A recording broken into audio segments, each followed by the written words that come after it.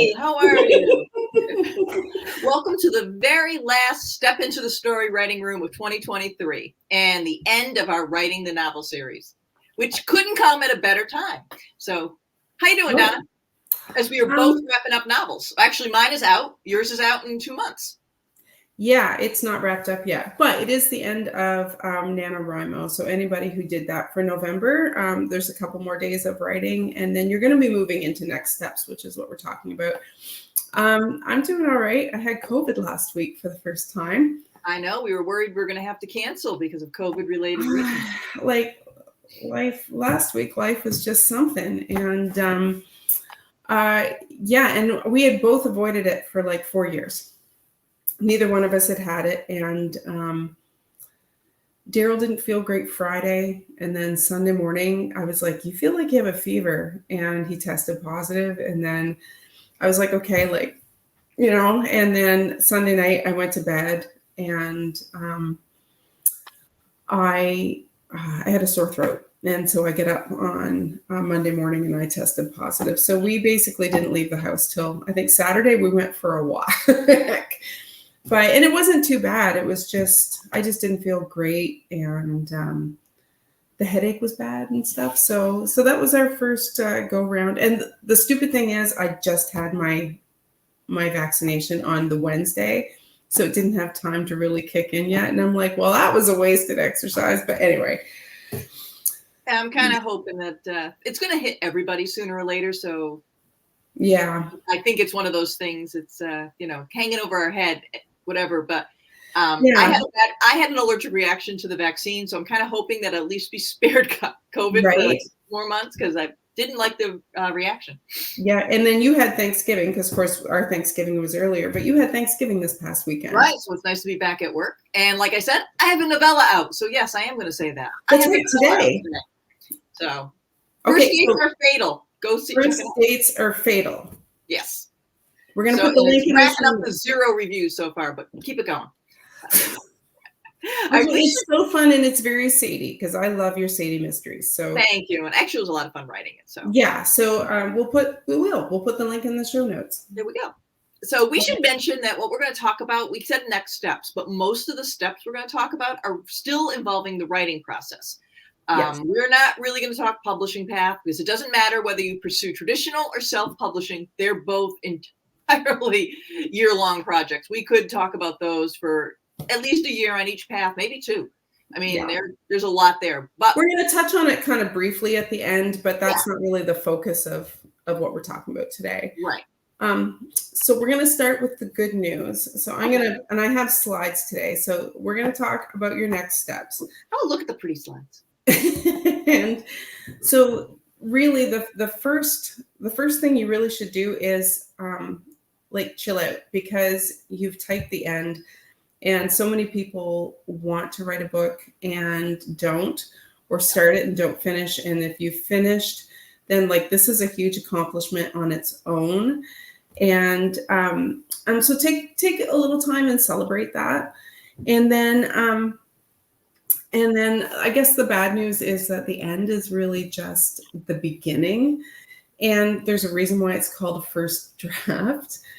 And novels are never perfect the first time through. And particularly if this is your first novel. I know my first novel, actually, it was so long ago. It's on a floppy disk somewhere. I don't know where. I hope it's like melted at this point. But even now, all these years later, I still like my editor would never see my first draft. And so this is actually where sometimes the real work begins. Because chances are you were creating as you wrote. Some people their process, and everyone's process is different. So some people will work away and they'll create an outline, and then actually how they write is by filling out that outline. But for most people, they have sort of a roadmap, but then they end up creating as they go. And so you might have had an idea come to you on page 120 that you weren't expecting, or your character behaves in a different way, or character says to you, the writer, that they want to do something else on page 150, or maybe you lost the story thread and you forgot to pick it back up again. So you really need to do more than just this one draft, because you need to layer in your characterization and make things all nice and tidy and give the story its depth. Right. I mean, especially if it's your first novel, but even if you had a detailed outline, the concept of the whole, like, writing a novel is a process of discovery. Almost all of us write something and we discover as we're going along. We think we have the right idea, but then we discover that, oh no, it works better this way. If our character, what we wanted them to do with this outline is going to force it and not feel real or whatever. So I think that the first thing you do after you congratulate yourself, because I agree that writing a novel is a huge accomplishment and it's one that people dream of. So if you did it, pat yourself on the back, give yourself a glass of wine, go eat ice cream, something. A round of applause. That's it. Take a few days off, even a week. You want to walk away from it because you've just spent, I don't know how much time, some people take years, you're living with this book day in and day out. You need to walk away from it. Yeah. And then you can, oops. Someone said that, someone just texted me something. It's very funny. Then what you're going to do is you're going to read your book the way a critical reader would. You're going to keep the notebook next to you, and you're going to make notes of what parts of the story are working and what parts aren't, drop storylines, etc. You're going to have to mute that. I know. It's, and so I apologize. It's dinging away like crazy. And people never text me. This is the one time people text me. It's on my computer. So anyways, like I said, you want to go through and you want to make notes. You do not want to start editing your book at this point. Yeah. Because you will get sucked in regarding language. You want to actually look at it as a big picture. What I like to do is break my story down and rewrite my outline. I like to write each scene and what happens in it. Sometimes I do it in index cards or do it as an outline. And that way I can see if there's definite story or character arcs, or if I drop the thread, or if things seem flat, like, oh my God, how did he go from A to C? I forgot point B and I need to pull this in. Yeah. Yep. So then once you've done that, step 2 is you're going to start revising your novel. And the phrase that we use, and I know Stephen King has used that, and it's pretty common, is to kill your darlings, because your words, when you put them down, sometimes you can fall in love with your words. But really you have to be able to be willing to kill them. And, the delete key can be your friend. So really it's about checking your ego at the door and focusing on, like, not what you fell in love with, but what serves the story. And I think that's really been our whole year. I think that's been the one phrase that keeps coming back, is that things have to serve your story. Yep. So if a scene isn't necessary and it's dragging down the pace, then kill it.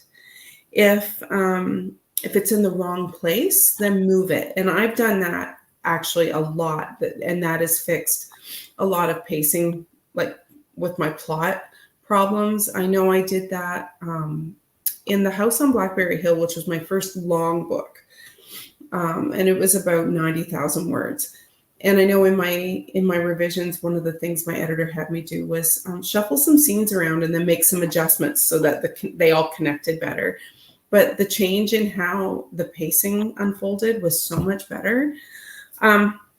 So go ahead and move it. You might have to reorganize chapters. You might have to do some rewriting in portions that aren't working. So I'm going to give one of my favorite. I like to add things. I know in my historical, when I read through it, I realized that the relationship between two of the characters was so underdeveloped that I had to go back and add probably 50 or 60 pages to the front of the book, and then delete a bunch in the middle that wasn't working either. I did the exact same thing, right? Whole characters disappeared. Yeah. And I ended up doing the same thing, and I rewrote the beginning, so it was more compelling. So, so you might end up finding yourself either cutting things or layering things in, or rewriting or adding. One of my favorite resources is Susan Meyer's book, Crack the Code, and it's about writing your story, not revising. But I think how she conceptualizes things is really valuable for the revision process, and that your story, like your problems in your book are either story problems or they're scene problems or they're word problems. So you attack things at a story level and then at a scene level and then the nitty gritty word level. And I just find that so helpful. And I never really thought about doing it that way till I read her book. And then it just made so much sense. Like, so is this problem on a story, scene, or word level? And once I could figure that out, then it's like, okay, like, and then I knew sort of what to fix and how to do it. So can I interject for 1 second? Yes. This is when a lot of those concepts, like the hero's journey, Save the Cat and the beat sheets and all that, this is when I find that they're actually more helpful. People try to use them when they're first starting out and plotting a book. And I find that they work better once you've written the book, because you can find the holes. Yes, you can see where the gaps are. Right. And that they're useful in finding the holes. And that's one of the things that I thought Susan was great at, is she kind of helps you when you're looking at the scene level and word level. It helps you find the holes in your story. Yeah. Agree with that. So then the step after that is to find your first readers. And so some people use beta readers. And I'm going to add a caveat that this is not part of my process. I've never used a beta reader, but lots of people do. And I know you've used them before. Beta readers can be other authors. They can be super fans who have really great eyes for detail, especially if you're writing in, say, for example, a series, and you have a fan who's got a great eye and has read all your books and then can read your latest one and pick up where you might have left a plot hole or gotten someone's name wrong or, kind of forgotten the detail. But beta readers are different from critique partners because they give sort of an overarching, does this work? Doesn't this work? Does anything pop out at you kind of thing? But critique partners, and I got this definition from the website Writers Helping Writers, which is an excellent site. And it says critique partners are writers who provide feedback on your work, usually by request, in exchange for like to exchange chapters or full manuscripts. Beta readers are people who read your manuscript as a reader first, rather than a writer. Mm-hmm. And that most times beta readers are not writers. A beta reader is going to read your story from beginning to end and give you an honest evaluation. And it's, bless you, it's not your best friend or your mom or anyone who is just going to say, oh my God, I love it, because they love everything that you write. That's not constructive.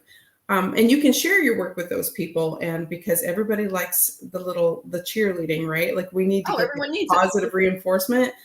But if you're looking for constructive feedback, those aren't the people that you want. You want someone who's going to give you good feedback.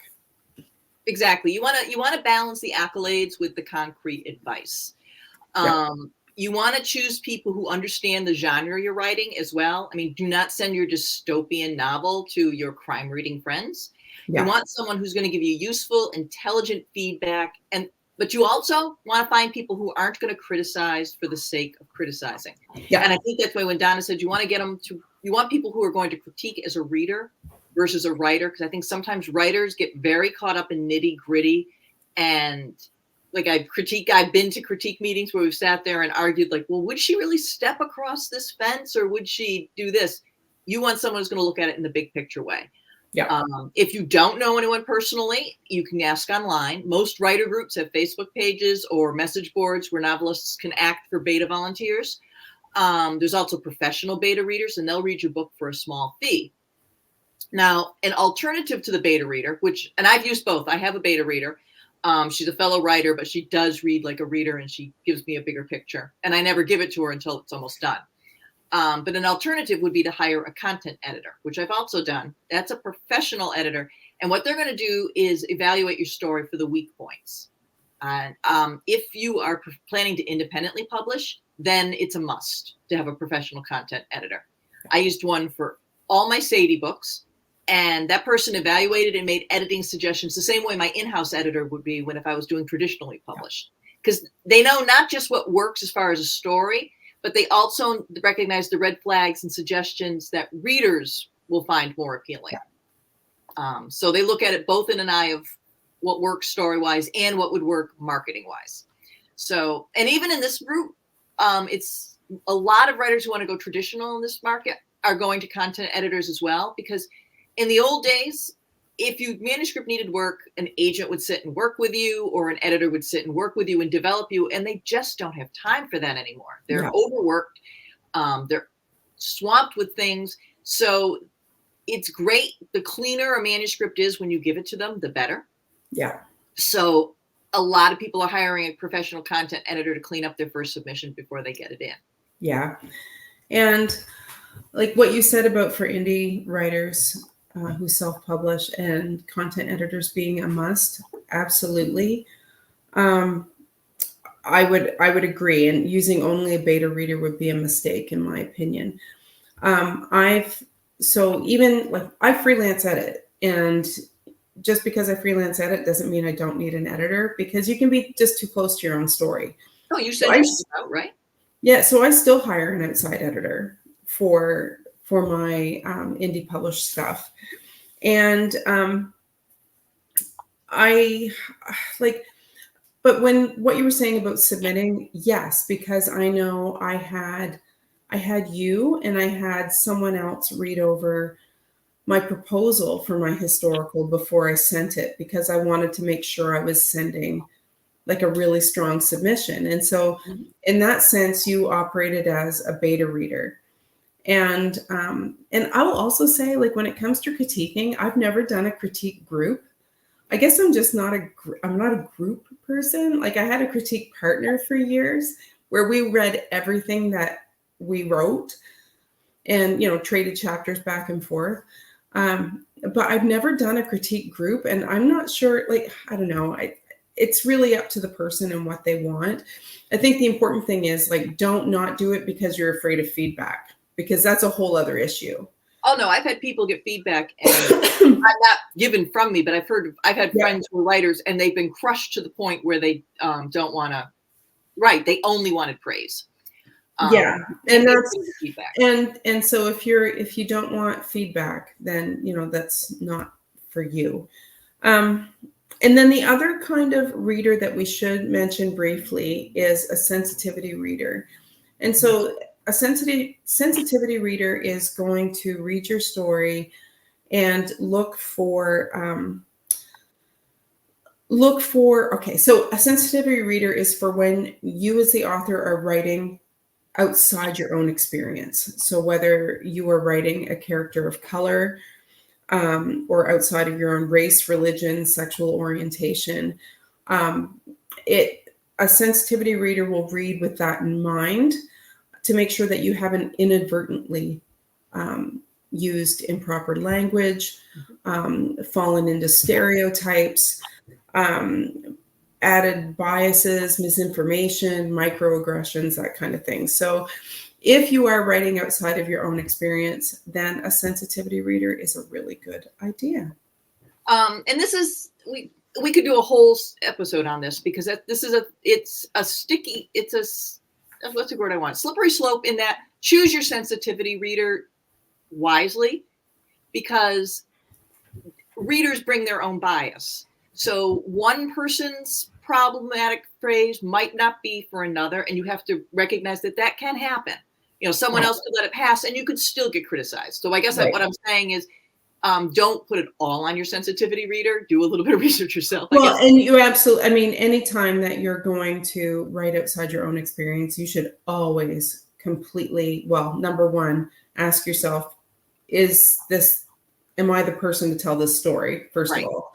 And then the second of all, if the answer is yes, then, you need to do your due diligence as an author to research and do the best that you can, and then send it to somebody else to make sure that you haven't inadvertently, put your foot in it.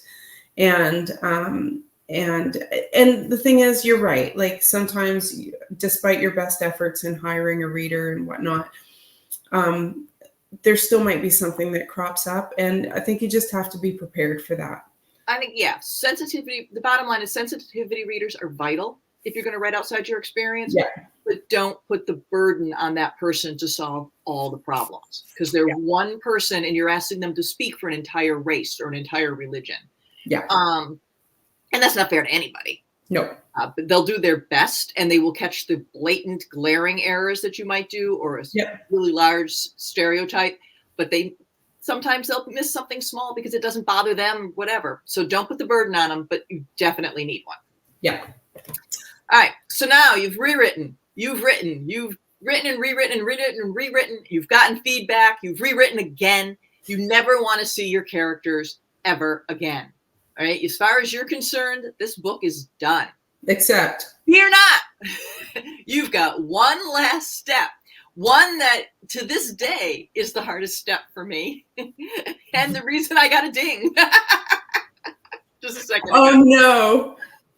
And that is review your story for grammatical and spelling errors. Again, I recommend an outside person because, one, not everyone knows their grammar and spelling. Hello. And two, fresh eyes will catch more errors than you will. I always have someone proofread it. And usually if I make a typo, in this case, it was something stupid and she was laughing at me and she said, go fix that. But was it in the book or was it in something else? I accidentally on my title page, for some reason, I kept writing first dates are final, and I fixed it and it didn't save. So she said, I did. So I have to go back and fix it. So, but I had someone proofread it because there was a lot of typos and punctuation. I've never met an ellipse that I've never wanted to use. I love to shove commas where they don't belong. And I love to dangle prepositions. So I have someone else read it. Always have that before you submit it to anybody, whether you're self-publishing, sending to an agent or anything, get someone to clean it up. Yeah. So let's go through our steps. We kind of forgot our slides. No. I got it. So to recap, after finishing your draft, step 1, celebrate. Really celebrate. Yep. Step 2, walk away from the work for a bit. 3, read and make notes about the story and the big picture. 4, revise and kill your darlings. 5, send your book to an outside beta reader or content editor, or both, ideally. 6, hire a sensitivity reader if necessary. And 7, hire a copy editor or professional proofreader, Barb, to catch spelling and grammatical errors. Okay, so here's a perfect example. Is that I realized because I did the slides. So this is me. This is editor me, just realizing that half of the recap points have a period at the end and half do not. So, I mean, this is how easy it is to inadvertently make a mistake and why you need another pair of eyes. It is. I used to I worked in corporate communications for years before I became a writer. And we put out a newsletter, and you had to have at least 2 people read that final print. We would get back the galleys, and you had to have at least 2 people. And always, we both would find errors. Yeah, it's. And so anytime anyone tells me they always find errors in books, and I'm like, yes, because editors are fallible, and sometimes it's so easy to get reading, and you get caught up in the story, and you don't realize that you've missed a comma in the wrong place, or an extra letter at the end of a word or something, because your brain sees what it, and you're trained to do that, but inadvertently, nobody's perfect. Right. Now, one missing comma or one extra ellipse is not going to make or break your career, but you want to look as professional as possible when you're submitting, and clearly you want to be a clean manuscript. So reading these 7 steps, I'm guessing that most people are exhausted, thinking, oh my God, I just thought I had to write a book. Yeah. And I agree. Writing is not for wimps. This is an exhausting list, and it is a tiring process. It would be nice if we could stop after number 1. Yeah. But that is why step number 1 is important. Yeah. I don't know why we keep emphasizing this, but you really need to be proud of what you accomplished. Yeah. Yeah. And take the time to celebrate it. Yeah. But wait, there's more. In this next steps writing room infomercial. So now that you've your book is as polished as possible,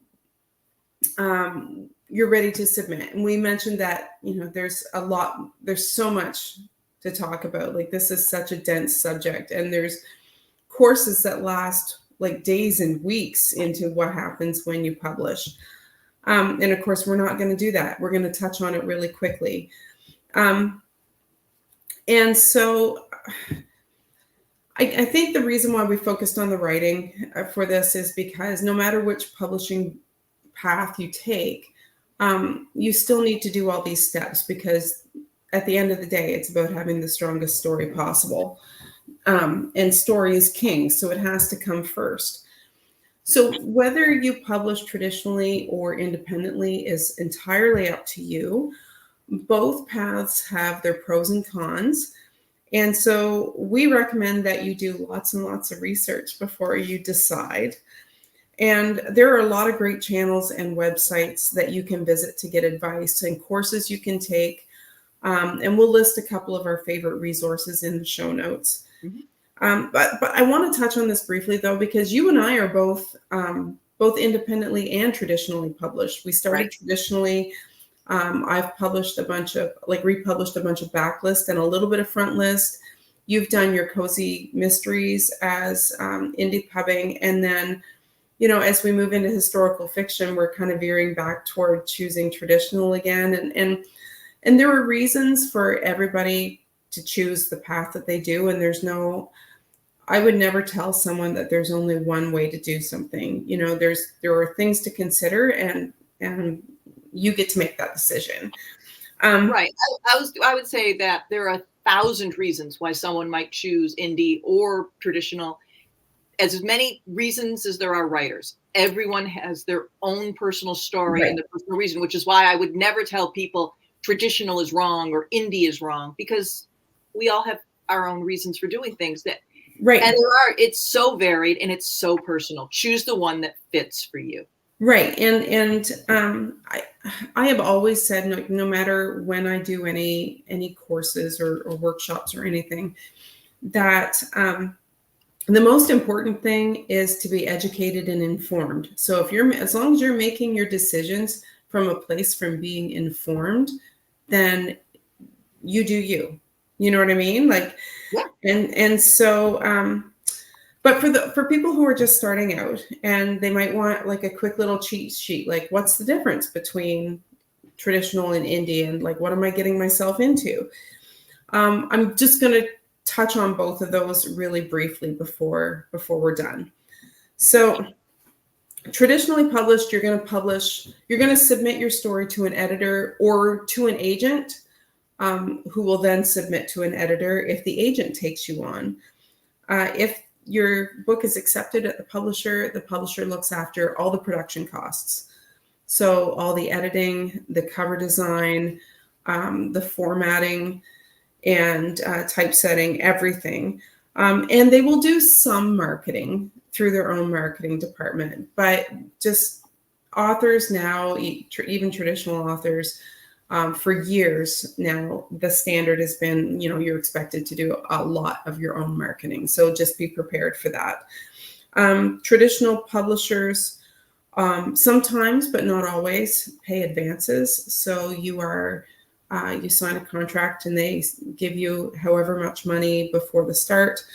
And then you have to earn that money back before you start earning any more royalties on top of that. And traditionally publishing, like some of the cons of it, is the lack of control. So if you want to control aspects of your production, if you want to be able to change your pricing to offer promotions, if you want to be able to change the cover, if you think the cover's not working, or the back cover copy that shows up on your retailers,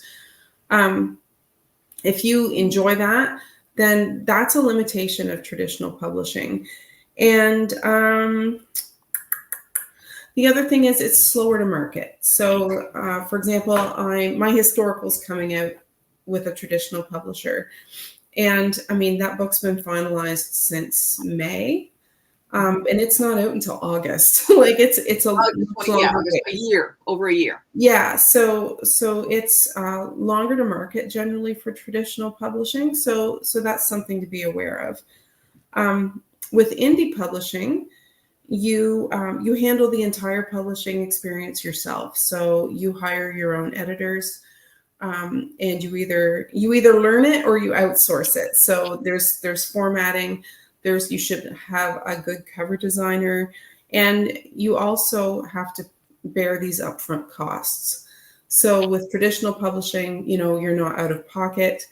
With indie publishing, you get the control, but you also have to pay out of your pocket first. You're in charge of uploading your book to the different platforms that you're going to choose, and all of the marketing and the associated costs fall to you. Now, the flip side is that you maintain control over the entire process. It can be shorter to market.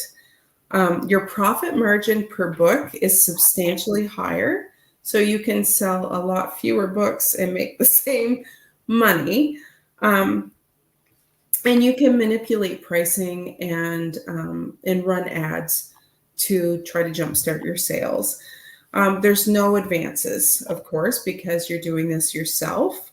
But you also don't have to wait for money too long. Like generally it's maybe 45 to 90 days after that month of sales that you'll see income hit your account.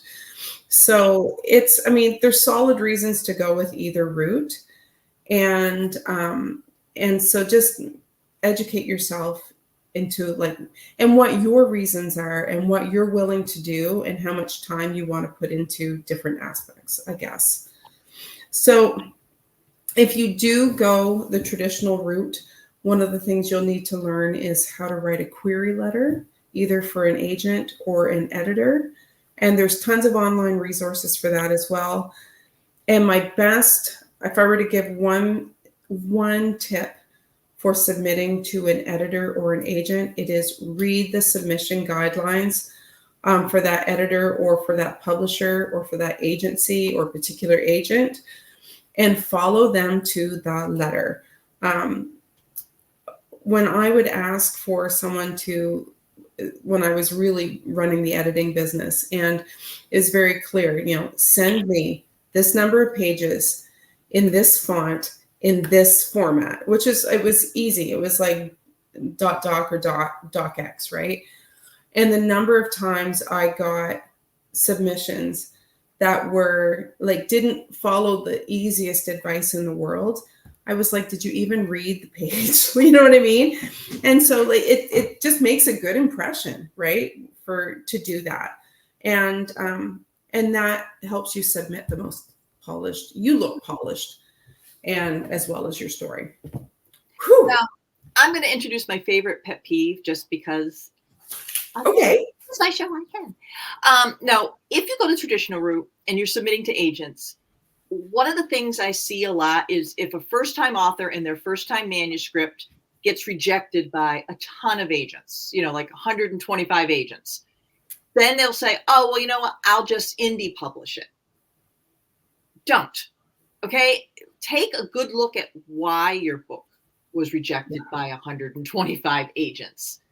Obviously, there could be many reasons, and there could be feedback. I mean, you could be we had Janet Halpin on just a couple Yes, I was just going to say that. Janet was the perfect example of she had an agent, she was submitting to publishers who were going, fantastic, but I don't know how to market it. We don't have a place for this. I mean, those were all things saying these were business decisions, not about the writing. Yes. If you're getting stuff back as well, the story kind of bogged me down, and sometimes you'll get vague things like, oh, it just, Sue Slade says rejected by 125 agents and laughed. I said, but you're rejected by a ton of them, and you need to sit and ask yourself, is there an issue? And that's not an unreasonable number. No. And sometimes it truly is the market. I will tell you I was submitting and I had, I think, 25 rejections on my 1960s book until an editor said 1960s aren't selling for us. And I was like, oh, so maybe it's not the writing, but I still went back and took a good look at the book Yeah. and tried to figure out what was going on with it.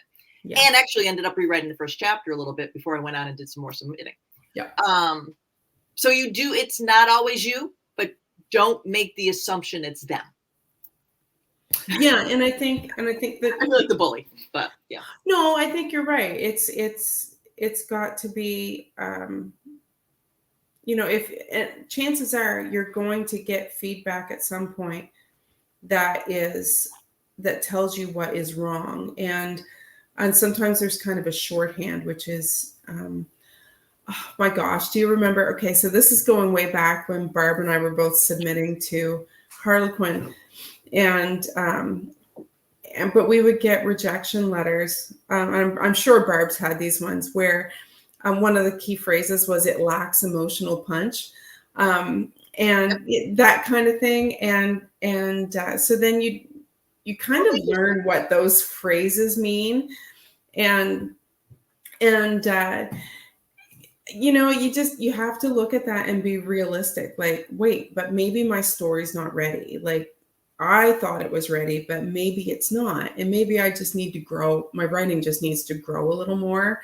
And that's really difficult, but I think it's worth it rather than publishing before you're ready. Right. And I sympathize with new authors today, because the policy in most of the industry is, for agents especially, if they don't like it, they don't get back to you, or you get a simple form letter that said, "We read every entry carefully. This just isn't for us."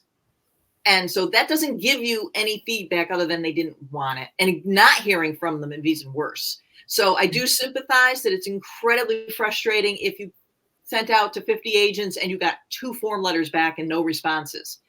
Like you said, this is not for wimps. Right. And I mean, and you just spent 2 years working on this book. You really want to say, F them, I'm going to indie publish it. Yeah. And you know what?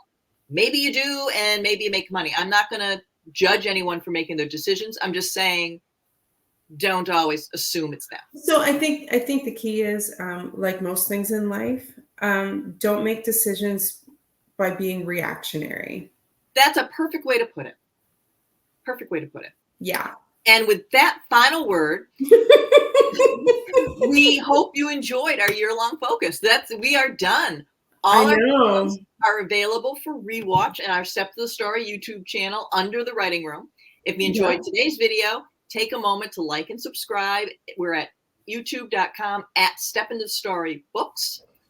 So at the present time, the Writing Room is going on hiatus. It's not that we don't love talking about writing, because obviously Don and I could talk about writing for hours, and we text each other for hours about writing.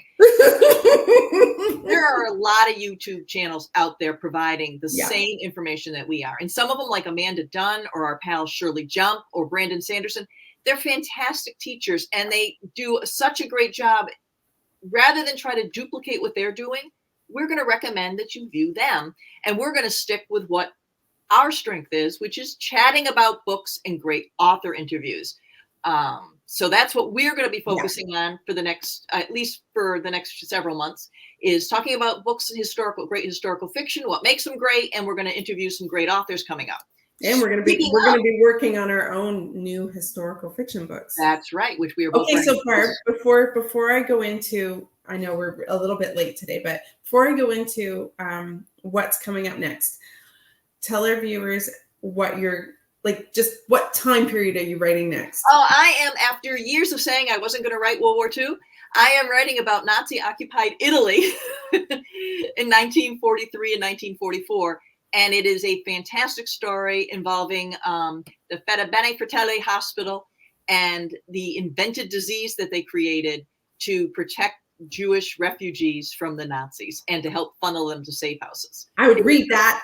It is a fantastic story. And chances are I'm going to read more than one version of that, but yes. And we're currently working on a proposal for it right now. And hopefully they will like it. And I will at some point yell, I've got a copy. Yeah, because not just a proposal like out of the blue, but because you have somebody who wants to see it. Correct. I'm sitting on some, Sue Slade said you would read that. Thank you. Oh, and Sue, there's a typo on page 1 of that novella. I'm correcting it. I know. Yes, I am sitting on news that hopefully at some point we'll all share. Yes. So. And Donna's working on a Titanic set proposal. Yeah. So starting in January, because I'm just tying up loose ends in December, but starting in January, it's full on with the Titanic story. I got the sort of outline, the rough outline of the plot and characters approved. There were a couple of elements in there I wasn't sure that they would go for, so I wanted to be sure before I really dove in, and they said yes. So that is going to be next for me. So Barb and I are going to be we're going to be really into the writing next year, which is exciting. We'll give you updates on how we're doing. Yeah, I think we should. And, I was going to say, I know some of the elements that Donna was questioning. I think they make the book fantastic. So I'm glad that they gave you the thumbs up. I know. And I was telling my oldest about it the other day, and she was like clapping hands. So we'll see how that goes. Yeah. Let's just say Donna's book's got romance, it's got mystery, it's got some suspense, and a Titanic ship. So yes, all of those things. And that should be out in 2025 or 26 or 25. Yeah, probably. Hopefully it'll. Yes. Well, let's just say yes. Yes. Okay. So Donna, bring us home now that we finished. All right. So what's coming up on December 12th? We have a couple of weeks off. So on December 12th, we have our next broadcast. It is. Thank you. It is talking about Pam Jenoff's backlist book, The Winter Guest, and we have a special guest joining us for the conversation, which is Janice Robinson Daly. And so we're excited to have her join us. We both met her in San Antonio at conference this year. Fabulous historical fiction writer. And she lives pretty close to Barb, I think. So Barb, you've met with her a couple of times, yes? Yeah, very, very smart woman and really knows her stuff. I think it's going to be fun talking, analyzing and the book. Then, It's going to be a lot of fun. December 19th, we're going to have sort of a year wrap up. So we're going to talk about what we've done this year and do some fun things. It's going to be a fun show. And then summarize our reading challenge. And maybe some last minute gifts for writers in there or something. We're gonna have some fun. Yeah, we're gonna talk about maybe our favorite books of the year that we've read, and so and then on December 26th, which I know it's Boxing Day, but of course everything's available for rewatch. We're going to have just a quick show, probably about 15 minutes. Yep. I think a little truncated show, just about what to expect in 2024, because we're really excited about some of the stuff we have coming down. And we may have a special guest on that one. That's right. Because I'll be with my grandson. So. That's right. So exciting. Yeah. All right. But that's it for us today. All right. Thank you very much. I hope you enjoyed the year of Writing Room. And like I said, go check out Shirley Jump, Amanda Dunn, Brander Sanderson. They all have great channels that have some how-tos. I will put the links in the show notes. Yes. All right. Thanks. Bye-bye.